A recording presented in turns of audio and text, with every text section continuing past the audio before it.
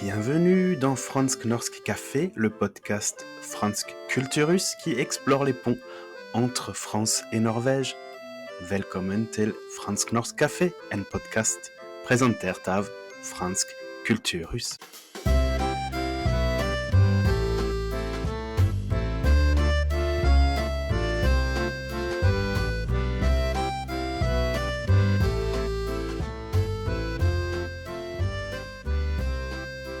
Bonjour, velkommen og bienvenue i denne episode har jeg gleden av å ønske Solena Pradeirol velkommen.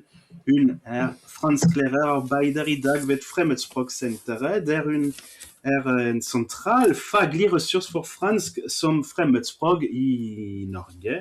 Solena jobber med lærerutdanning, didaktikk og utvikling av undervisningsressurser, og hun sterkt engasjert i å fremme fransk i Norge, og med sin bakgrunn mellom Frankrike og Norge har hun et unikt blikk på språk, læring og kultur. Bonjour, Solena. Bonjour, hallo. Alors, Solena, kan du fortelle oss litt om din bakgrunn først, og veien som førte deg til å jobbe med fransk som fremmedspråk i Norge? Ja, så jeg har bestemt meg tidlig for å være en lærer, og tok da lærerutdanning i Frankrike. Jeg ble da utveksling det tredje året, og hadde utvekslingsåret på Notodden. Jeg har studert krøpsøving, så jeg skulle bli krøpsøvingslærer i Frankrike. Okay. Så jeg har mastergrad i krøpsøvingfaget, og har flyttet til Norge etter studiet, fordi jeg hadde truffet da pappaen til barna mine. Okay. Da jeg kom til Norge, så jobbet jeg først et år som barnehageassistent for å lære meg språket. Ja. Og etter hvert søkte jeg meg inn i skoler, og fikk en assistentjobb sammen med en elev som hadde epilepsi, som jeg fulgte i alle timene. Okay. Det var veldig interessant, fordi jeg fikk liksom en sånn blikk inn i klasserommet, hvordan norske lærere underviste til norske klasser. Ja, ikke sant.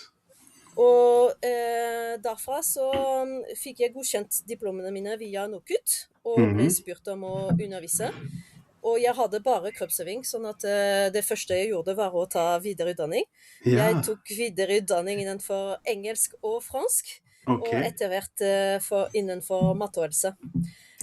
Så det ble sånn flerfaglig. Jeg engasjerte meg veldig tidlig i det franske miljøet i Norge, og ble tipset etter hvert til en stilling som var åpen på Fremmedspråksenteret som rådgiver, hvor jeg da søkte og har blitt siden. Så ja, både fransk på skolen og fransk på høyskolen. Fantastisk. Og hva din rolle ved Fremmedspråksenter i dag, og hvordan jobber dere? Det konkret med å styrke sånn franskfaget i Norge. Ja, så på Fremmedspråksenteret, altså det nasjonale senter for engelsk og fremmedspråk i opplæringen, jeg høyskolelektor og da rådgiver for fransklærere i Norge. Så vi har en mandat hvor vi blant annet bidrar for å øke kvalitet i fremmedspråkopplæringen og øke motivasjon og interesse for fremmedspråk. Ja. Så jeg prøver å bidra med ideer, innlegg på konferanser og undervisning, ressurser som kan da være praktiske og gjøre en forskjell i forhold til interesse og motivasjon til elevene. Vi operasjonaliserer også offisielle tekster, prøver å være til stede ved overganger når det nye læreplan, når det nye bestemmelser. Og vi bidrar i prosjekter. Vi har hatt prosjekt med Agder for eksempel til å styrke franskfaget. Og nå nylig har Fremmedspråksenteret for eksempel støttet konkurransetimeline med stipend.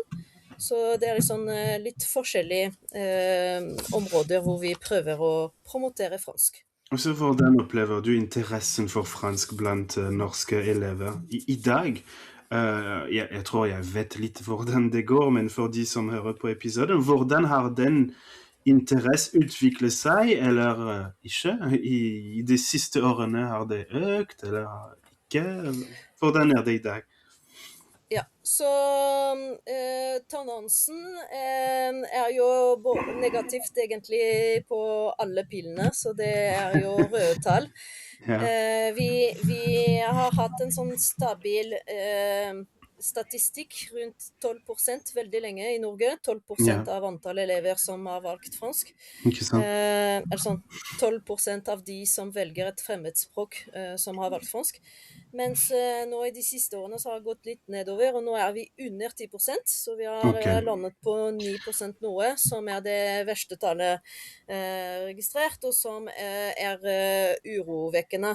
ja, Urovekkende fordi det blir knyttet til forskjellige problematikker. Det er vanskelig å få nok elever. Det er noen klasser som stenger pga. Økonomi. Og ja, så har vi en del politiske bestemmelser som utfordrer oss. F.eks. da nå med obligatorisk arbeidslivsfag, som ja, er en bestemmelse som kan da påvirke antall tilbud på en skole, og kanskje da om man ikke kan tilby fransk ikke i det hele sant? tatt på en skole. Ja. Skaper det sånn Men ja, Ja, jeg bare fortsetter. ja. Jeg har også lyst samtidig til å si at det er ikke bare negative tall Nei. og sånne historier hvor man føler at det går liksom nedover med franskfaget. Ja, Vi hører også de klassene som øker med veldig mange elever. Ofte så er jo det gjerne store byer hvor det er mange elever som velger fremmedspråk. Men ja, i for eksempel min erfaring lokalt, det er at vi har 35 elever på 8. trinn. Og det er jo da blitt åpnet 2 klasser for franske elever på 8. trinn. Og ja, den grunnen de oppgir når vi spør hvorfor dere har valgt fransk, det er fordi tidligere elever har reist til Frankrike. ikke Så sant? på min skole har vi fått til en stipend og utveksling takket være Trollstipendet. Ja, Så har vi reist til Frankrike, og det har vært kjempereklame. Så ja. mye handler også om tilbud, å bli kjent og liksom være engasjert og vise hvor bra franskfaget også er, og hva som kan gjøres. Ja, det er nemlig noe du jobber med, og jeg skjønner deg òg personlig, selvfølgelig, men for eksempel den kampanjen som ble ført av Fremmedspråksenter og Fransk lærerforening i Norge, med Velg fransk og Velg fransk du også, som har fått oppmerksomhet på sosiale medier. Hva mer kan vi gjøre? Hva er viktig når man skal fremme fransk overfor unge elever, i din mening? Ja, så det som er viktig, er å huske at fransk er det franske språket. Ja, Sånn at man ikke tar en sånn direkte tilknytning med at man tenker Paris ikke og sant? eventuelt Edith Piaf, men Ja, at det er liksom mye mer enn den franske Frankrike-kultur, men det er en hel verden som snakker fransk. ja. Jeg Fransk tenker som også verdensspråk, ikke sant? Ja, fransk som verdensspråk. Og Ja, jeg tenker at de argumentene som treffer mine elever, det er jo at det er veldig stor likhet med engelsk. ja, Alle nordmenn er jo veldig flinke til å snakke engelsk, og da er jo inngangen til fransk mye enklere. ja, Når vi lagde den plakaten som du henviser til, ja, vel fransk du også, så var de opptatt av å fortelle at franske elever samles i en klasse. Så bortsett fra nå i år hvor jeg har 2 klasser, så er det egentlig veldig vanlig å ha en klasse fransk. ja, Og det betyr at de møttes på tvers av skolene til 8. trinn i en fransk klasse, i stedet for eksempel bli fordelt på 3 spanskklasser. Så det har vært en sånn argument de har brukt for å promotere det overfor sine søsken og andre venner. ok, ok. Mhm. Ja. Og ikke minst da den stipendordningen som jeg har nevnt, Trollstipend, at vi Ja. får muligheter til utveksling. Hvor kan vi finne informasjon om nemlig Trollstipend? Så det jo ordninger av HK-DIR, Ja, hvor man skal sende en søknad innen 15. mars, og da har man både mulighet til å få penger for å dra på utveksling med elever, at man som lærer drar med sin klasse til fransktalende land, eller ja. ja, Men du kan også som lærer dra på kompetanseutveksling-kurs, sånn ja, ok. job shadowing for eksempel. Og Ja, du kan også spørre om å få assistenter i din franskklasse. Det også et veldig flott bidrag ja, så fint. til utvikling i undervisning, at man får Ja. direkte tilgang til autentisk språk. Ok, ja. Så det godt å vite for alle som hører på den i dag. Hvis vi tenker nemlig på de som jobber med fransk dagligdag, som franske lærere i Norge, hva mener du de største utfordringene som de har, som de møter når de underviser fransk i Norge? Så den første utfordringen jo å ha en klasse som åpner, som tilbyr fransk, med nok elever. Ja, Vi hører ofte også i sånn mindre byer, at ledelse prioriterer ikke å åpne en klasse hvis det færre enn, jeg vet ikke, 5 elever, eller kanskje noen ganger mindre enn 10 elever. Sånn at man har en status i Norge for franskfaget som gjør at elevene nysgjerrig på å velge fransk. Det liksom den første avgjørende faktor. Og per nå, med fremmedspråkkravet, obligatorisk for studiespesialisering, så jo det veldig viktig at man har valgt fremmedspråk allerede på ungdomsskole. ikke Hvis sant. man ikke gjør det, så blir man låst i valgene sine på VG3. Ja. Og når det ikke tilbys fransk, så det en kjempeutfordring for disse elevene, og frustrasjon for disse lærerne. Ja, ja. Men når den klassen åpnet, så jo utfordringen kanskje, som jeg hører oftest, det at man klarer å skaffe et sånn trygt nok klassemiljø, hvor Ja. alle føler seg komfortable til å snakke sammen. At man får aktive elever hvor kommunikasjon en sentral del av undervisning. Det tenker jeg liksom målet, og ofte Ja. også en utfordring. Ja, absolutt, det forstår jeg. Du nå personlig som lærer har, hva kan jeg si, en god rykte blant fransklærere i Norge, og vi har sett deg som holdt på ulike seminarer sammen med for eksempel Institut Français, den franske ambassaden, eller fransk lærerforeningen. Og du bruker en god del digitale verktøy, som jeg husker også, fordi jeg har sett noen av dine seminarer. Kan du fortelle oss litt mer om de nye undervisningsformer, og hvordan de kan bidra til å motivere elever i franskfaget? Ja, så jeg fortalte om min bakgrunn som kroppsøvingslærer, og jeg tror det har hjulpet meg til å være den jeg i klasserommet, hvor jeg har hatt fokus på at alle elevene skal være aktive. Det sånn som du lærer i kroppsøvingsstudiet, at du kan ikke komme med en ball og si nå skal vi øve på pasninger. Nei, ikke Hvis du sant. skal øve på pasninger, så setter du 2 og 2 elever sammen, og så er det like mange baller som antall elever. Ja, Og ja. det at man tilrettelegger for at alle skal være aktive i timen, det jo det jeg har fokus på. Ok. Og det innebærer også cooperative learning, at du ikke skal føle deg alene, men du skal liksom utveksle med en læringspartner om mulig svar.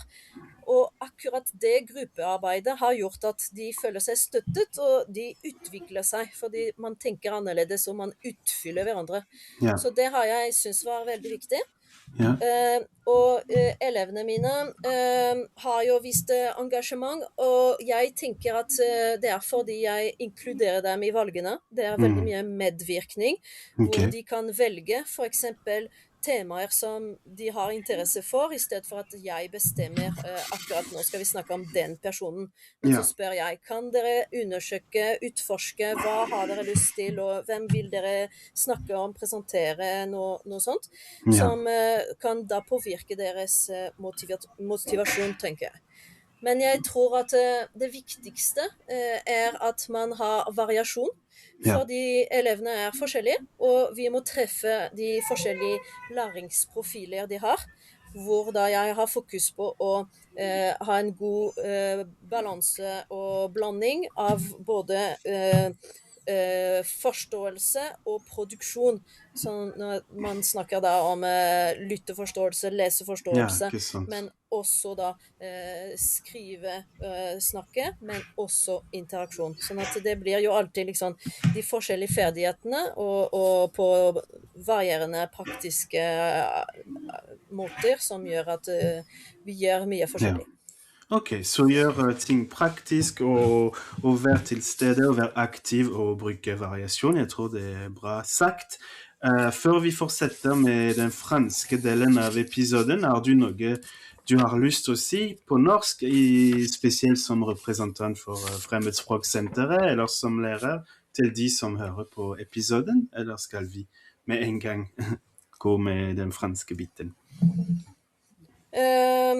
Jeg kan nevne det med at i kjennetegn for måloppnåelse så har jo UDIR tydeliggjort at forventet nivå er knyttet til det europeiske rammeverket. Ja, ikke sant? Ja. Og det betyr da at nivå 1 skal tilsvare nivå A1, og nivå 2 skal tilsvare nivå A2. Og det er jo veldig interessant, fordi da har vi veldig mange ressurser som er utviklet av Frankrike, som kan være støtte til da undervisning. Og de ressursene er veldig fine, basert på en sånn kommunikasjonstilnærming som blir interessant å bruke i undervisning, og som gjør da at forventet nivå fra norske lærere eller ikke er for høy. For hvis man bare ser på for eksempel læremetoder, så er det ofte noen tekster som man kanskje blander litt A1 og A2, fordi man skal forberede til noe mer, men at akkurat nivåtilpasset ressurser på A1 anbefaler jeg veldig mange fine ressurser knyttet til DELF. Ok, ja, absolutt. Jeg tror det er noe vi kan si, og vi kan anbefale alle som hører på episoden å gå på Fremmedspråksenteret sin nettside. HKDIR, selvfølgelig den franske instituttet i Norge, for å finne ut hva som finnes, og for lærerne i Norge, fransklærer i Norge, og ressurser og fransklærerforening. Det er mange aktører her som kan hjelpe dere. Så bare sitt fast. Fransk er fortsatt verdensspråk som utvikler seg i hele verden, og vi må også tenke positivt, og vi skal snu tendenser i Norge også, etter hvert. On continue en français, ça te va, Solena? C'est bon.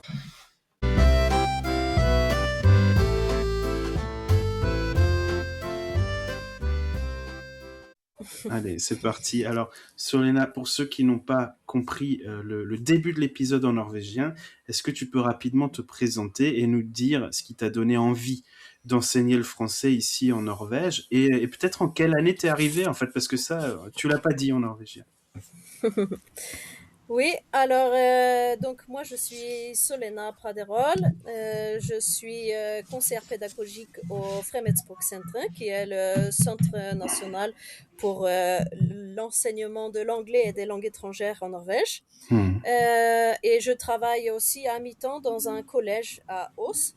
Je suis en fait à la base diplômée d'un diplôme de STAPS. Donc j'ai fait des études pour être professeur d'EPS. J'ai dès le collège décidé que j'avais envie d'être une prof qui soit un peu plus dynamique que ce que j'avais. Donc ça c'est rigolo que ce soit les mauvais profs qui m'ont donné envie de me révolter et de faire de la différence. Voilà. La Norvège, c'est parce que je suis partie en Erasmus. Donc j'ai fait ma licence à Notodden. Et ça m'a donc ouvert les portes à la Norvège. Et je suis aussi retournée en Norvège après avoir fini mon master STAPS. Et une fois en Norvège, il a fallu que je continue mes études pour être pluridisciplinaire. Et donc, Ouais. c'est là que le français s'est imposé à moi, puisque donc j'étais française et j'avais envie de pouvoir partager ma langue et ma culture. Et voilà, donc je me suis formée prof de FLE, mais aussi engagée dans les associations et l'association des professeurs de français de Norvège et aussi le milieu des Français en Norvège.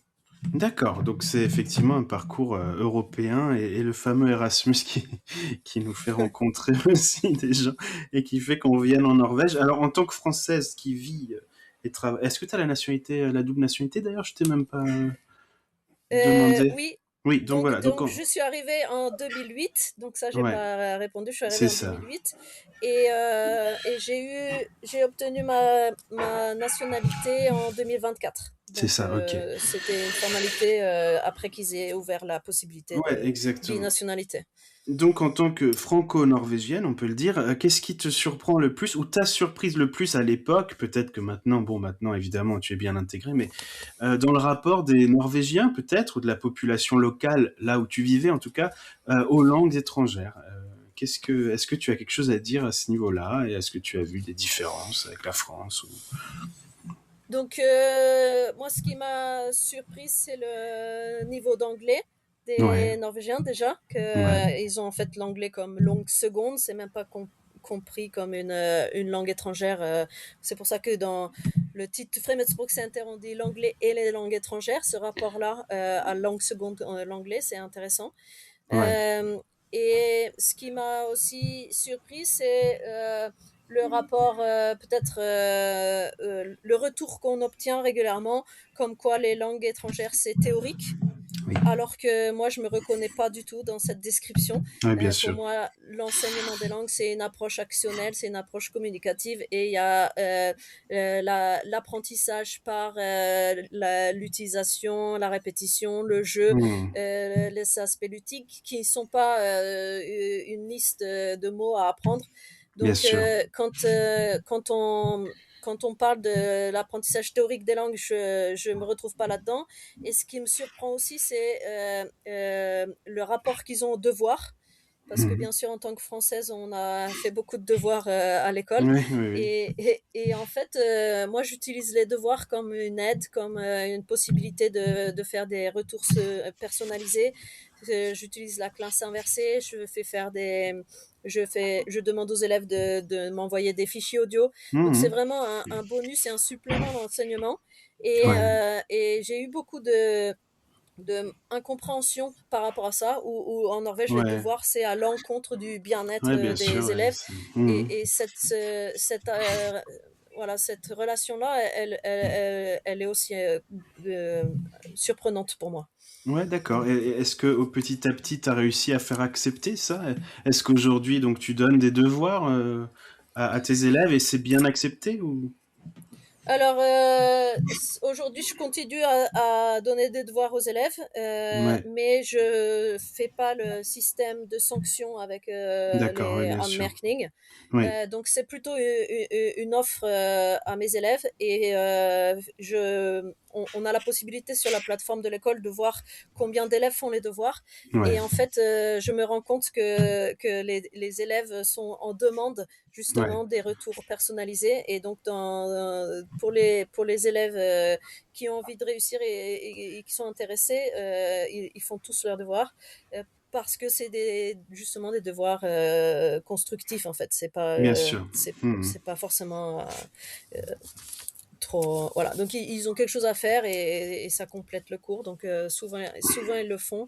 Et par contre je sanctionne pas. Donc ça sera un bonus. Ouais. Oui, c'est ça, c'est le bonus. Alors, juste, Ils se rendent compte que ça les aide. Ouais. Voilà, c'est ouais, ça. ouais. Donc 2008, c'est il y a presque 20 ans, donc on peut le dire, tu as un parcours qui est profondément bilingue et biculturel. Qu'est-ce que cette double appartenance finalement entre France et Norvège, qu'est-ce qu'elle t'apporte à toi au quotidien en tant que personne, en tant que professionnel? Ben, en fait, ça apporte une perspective parce que du coup, on peut voir différentes versions et les choses différemment. Mhm. Donc on est parfois en comparaison ou de façon intuitive ou alors parce que c'est intéressant. Et c'est souvent que je me dis, oh, on est bien en Norvège Ouais, ouais, ouais. de tout plein de choses, des atouts qu'il y a dans la vie, tranquillité et bien-être. Ouais, Et donc ça fait prendre conscience, en fait, je trouve, d'avoir cette perspective-là, ouais, ouais. de prendre conscience à la fois des différences, mais à la fois de la chance qu'on a. Et puis ça permet d'amener des sujets de conversation, de pouvoir partager son héritage culturel. Bien sûr. Donc moi je parlais de pluridisciplinarité et au collège j'enseigne la cuisine. Donc Ouais, c'est vrai que c'est très régulièrement que je peux placer comment on mange, par exemple en ouais, la France, les gastronomie, différences, les ouais, horaires, bien sûr. mais Ouais, aussi les plats, les fêtes, la Chandeleur ouais, ouais, dont bien on a sûr. Ouais. parlé. Voilà, donc ça c'est une double appartenance qui enrichit en fait le quotidien. Ouais, je dois dire que tu es très bien intégré parce que je connais beaucoup de Français en Norvège, mais toi, tu es, je crois, la seule qui parfois répond même à des mails en norvégien quand je Ouais. t'écris en français. Donc, je pense que les auditeurs peuvent s'imaginer que tu es très bien intégré dans le C'est, paysage. je suis lente en switcher pour Oui, switcher c'est les ça. langues. Alors, si un jeune français, jeune ou moins jeune d'ailleurs, envisage de s'installer en Norvège pour travailler dans le milieu de l'éducation, puisque c'est le milieu que tu connais, qu'est-ce que tu lui donnerais comme conseil? Alors, dans le milieu de l'éducation, le conseil, c'est de déjà savoir qu'il y a des attentes de maîtrise du norvégien. Oui, Donc, bien sûr. pour enseigner à l'école, dans les établissements scolaires, il faut avoir le B2. Donc, il faut Il faut être motivé travailler. pour ça Ouais, ouais. d'abord. Ouais, Et puis savoir que c'est pluridisciplinaire. Donc, ceux qui ouais. arrivent avec seulement l'enseignement du français, ça suffit pas parce qu'au collège, moi, j'enseigne 6 heures. Ouais. Et il y a 9% des élèves qui choisissent le français en Norvège. Oui, Donc forcément, il faut avoir une matière supplémentaire. ouais. Donc moi, j'avais le PS, j'ai rajouté la cuisine, j'ai rajouté Et l'anglais. ça. Je pense que l'anglais, c'est une matière très importante en Norvège, avec beaucoup d'heures qui peut du Oui, coup c'est ça, ouais. ouvrir des portes. Remplir les emplois du temps et ouvrir des portes, ouais. Voilà. Et si on n'a pas une formation de prof à la base, à ce moment-là, il faut rajouter une année de PPU, Ouais. praktisk pedagogisk utdanning. Mm. Et donc, c'est un projet, en fait, hein, d'être en poste fixe CDI dans un établissement Oui, c'est ça. scolaire Ouais. norvégien. Mais il faut pas se décourager et il y a des possibilités d'assistanat. Je parlais tout à l'heure de Ouais, ouais, Ashkadir ouais. qui peut envoyer donc des étudiants de master français dans des écoles norvégiennes. Donc là, on fait 15 heures d'enseignement, enfin entre 10 et 12 heures par semaine et on a une Ouais. personne qui est notre tuteur. Et on peut également avoir un système de mentorat avec l'association des profs de français, puisque Oui. on a un projet pour soutenir les jeunes enseignants et nouveaux enseignants de français avec des profs expérimentés qui Ouais, peuvent pour les répondre à leurs questions. accompagner, ouais. Mm. Voilà. Ok. Alors justement, tu parlais de cet apprentissage du norvégien. Moi, c'est un conseil que je donne souvent dans ce podcast d'ailleurs, hein, aux Français, aux francophones qui s'installent, c'est d'apprendre le norvégien. En fait, euh, même si les Norvégiens maîtrisent l'anglais, le norvégien est indispensable en réalité au quotidien en Norvège. Est-ce que tu peux nous dire comment tu l'as appris, toi, le norvégien? Moi, je l'ai appris par amour, donc ça va, c'est plus facile. Ouais, Et je suis venue en Norvège pour apprendre l'anglais avec Erasmus en troisième année. Et ouais, puis après, j'ai trouvé donc le père de mes enfants. Je ouais, suis revenue en Norvège finir mes études avec la méthode Assimil. Donc j'essayais de suivre, enfin de continuer depuis chez moi d'accord. l'apprentissage de norvégien. Maintenant, il y a Duolingo qui marche très bien Ouais, où ils ont bien évolué. Il y a ouais, plein de phrases, il y a plein d'exercices. C'est pas seulement des exercices à trous, mais il faut parler au téléphone. Enfin, c'est adapté. Donc maintenant, je conseille aussi Duolingo. Ok. Et après, ben, c'est de se lancer. Ça veut dire Ouais. qu'il faut oser parler quand on a les Ouais, il faut y possibilités. Et aller, si quoi. on est, voilà, quand on est en couple franco-norvégien, ben de switcher de l'anglais au norvégien Ouais. et de remplir les mots qu'on connaît pas avec l'anglais et de se lancer. En fait, C'est c'est souvent le fait de l'étape, hein, parler. effectivement. Il faut passer Voilà. de l'anglais au norvégien. Et quand on fait ça, généralement, ça va très vite. Alors, pour finir sur une note plus personnelle, est-ce que tu peux nous décrire ta relation à la France et au français en 3 mots, par exemple, si tu pouvais en trouver 3, lesquels choisirais-tu? Alors, j'ai pensé à communication Ouais, comme premier mot parce que c'est ma langue maternelle et c'est la langue que je parle avec ma famille, mes amis, bien voilà. sûr, ouais, ouais. Après, j'ai pensé à partage. Ok. Parce que pour moi, donc c'est un partage culturel Mhm. de pouvoir parler le français et mon enfance en France, etc.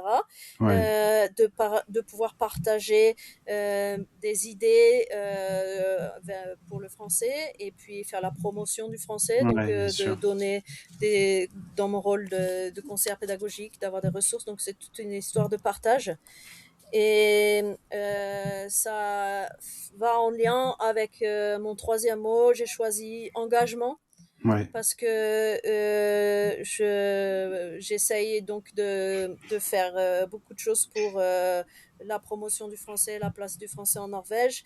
Et je travaille au Fremetsprog Center, mais je suis aussi bénévole dans l'association des profs de français, la NEF. bien sûr, oui. Et là, on essaye de faire plein d'actions en partenariat avec France Culturiste, Institut français, etc. On Mhm. a notamment des concours. J'ai mis en place, en plus de Velg France Duoso, le concours de la francophonie, le concours Timeline. Donc, j'essaye de m'engager pour montrer les aspects positifs, pratiques, communicationnels, Ouais, actionnels bien sûr. du français en Norvège et de montrer que le français, c'est tout un monde, c'est la langue française. On n'est pas sur Ouais. quelque chose de limité. Alors ça, je veux aussi le dire pour terminer l'épisode, c'est que si le français baisse un peu en popularité dans les écoles norvégiennes, c'est pas dû à Solena, parce que Solena, pour le coup, s'il y a bien quelqu'un qui se bat pour le français en Norvège, c'est toi. Et tu as notamment reçu l'ordre des Palmes académiques, il faut le dire, hein, pour ton engagement en faveur du français en Norvège. Alors pour ceux qui ne savent pas, l'ordre des Palmes académiques, c'est une distinction officielle du gouvernement français pour les gens qui ont contribué particulièrement à, par exemple, à la promotion du français, à la langue française en général. Est-ce que tu peux nous dire un mot de ça? Est-ce que tu as été, je sais pas moi, surprise, honorée? Comment on se sent quand on reçoit les palmes? Ah ben, bien sûr que c'est un grand honneur, et Ouais, notamment parce que traditionnellement, c'est une récompense qu'on obtient plutôt en fin de carrière. un peu plus tard dans Donc la vie, oui. voilà, donc le fait que je sois pas complètement vieille, ça a été donc une surprise de voir que Ouais, j'avais déjà obtenu. Et puis c'est une motivation de se dire que on fait des choses qui sont appréciées et qui font avancer la position du français, le statut du français en Norvège. Donc c'est vraiment un encouragement. J'ai ressenti ouais. ça comme un encouragement de ressentir que j'étais sur la bonne voie et de me donner la force de continuer à promouvoir cette belle langue. Bah, on va rester sur ces beaux mots en tout cas, et on va te remercier d'avoir été notre invité, Solena. Mais Et merci d'avoir pensé à moi. ouais, avec grand plaisir. Merci pour ce bel épisode, et je vous retrouve tous à bientôt pour un prochain épisode. Au revoir tout le monde. Au revoir.